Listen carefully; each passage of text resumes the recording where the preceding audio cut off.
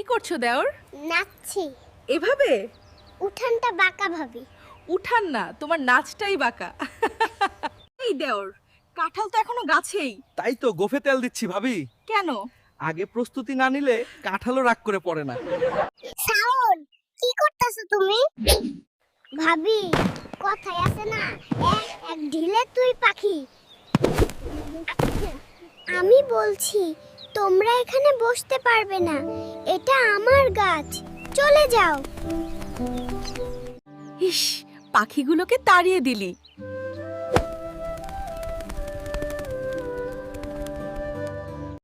ওহ, আমার সোনাটা পাখি তাড়াচ্ছে। তুমি কি ওদের দিকে ঢেল মারবে? I said, bring the livestock this way immediately. Honestly, the way you manage the estate is tiresome.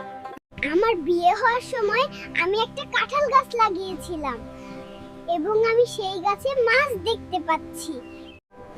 এবং ভাই, এত সুন্দর দৃশ্য দেখা যায়। আমার স্বামী খুব খুশি।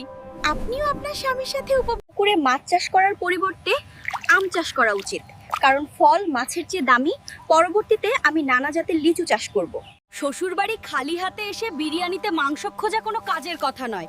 যেমন আছে তেমনই খেয়ে নাও, নাকি মাংস কিনে তারপর খাবে। এই নাও তোমার ওয়াশিং মেশিন, তোমাকে আর হাতে কাপড় কাচতে হবে না। এবার শুধু আরাম করো। সখিনা, মাথায় ফ্রিজ নিয়ে কোথায় যাচ্ছিস? এখন শুধু ফ্রিজটাই নিচ্ছি, এরপর খাট, চেয়ার, টেবিল সবকিছু নেব। আজই আমাকে বাবার বাড়ি রেখে আসবি, না হলে তোর খবর আছে। আজকে গরমে কেমন অনুভব করছেন? নিজেকে মনে হচ্ছে হাঁটতে থাকা একটা ডিম, যে কোনো সময় সেদ্ধ হয়ে যাব। দেখেন, এটা সাধারণ মুরগি না, এটা ল্যাক্টো চিকেন প্রজাতি। এই মুরগিকে আমি খাওয়াই ভাত, গম আর সপ্তাহে 2 দিন পাউডার দুধ।